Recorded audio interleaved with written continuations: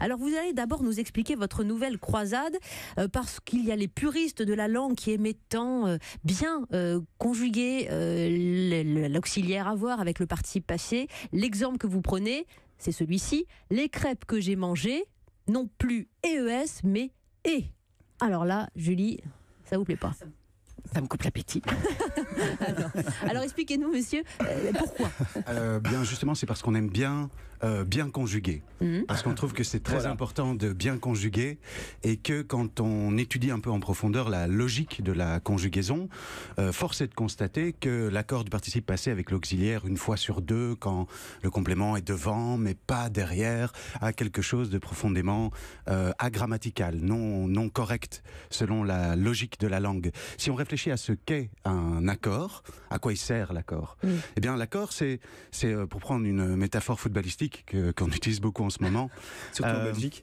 Oui. C'est une marque. Fair play, c'est bien.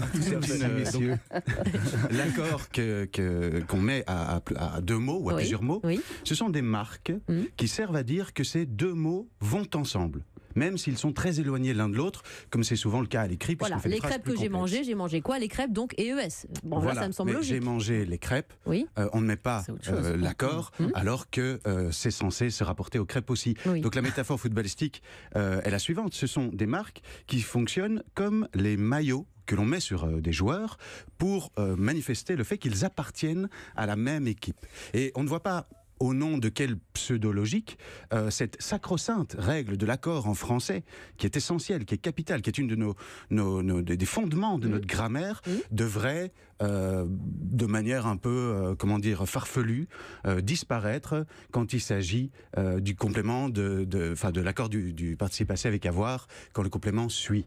En fait, cette règle est assez incohérente à la base. Mais là, vous révolutionnez 3 siècles d'histoire. Enfin, c'est Clément Marot, 16e siècle, Daniel Picouli, ça doit vous énerver, ça.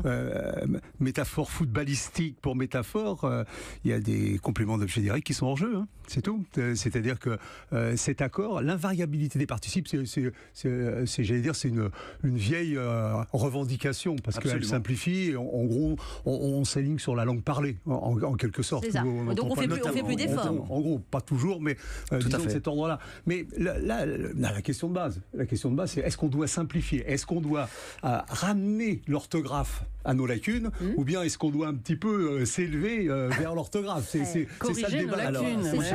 le débat. C'est ça le Vous avez raison. Le linguiste Alain Bentolila, là, il s'exprime dans Le Point il y a quelques heures. La paresse de la langue cache la paresse de la pensée. Alors, il est vraiment absolument fondamental de souligner que la plupart des propos, de nos propos qui ont été relayés dans les médias sont globalement faux, puisque nous, on ne parle jamais de simplifier l'orthographe. Il y a une chose qui est très importante, c'est que dans l'orthographe, on a le sentiment souvent, parce qu'on a tendance à sacraliser la langue, et notamment la langue écrite, que tout se vaut. C'est-à-dire que toutes les formes orthographiques auraient la même valeur.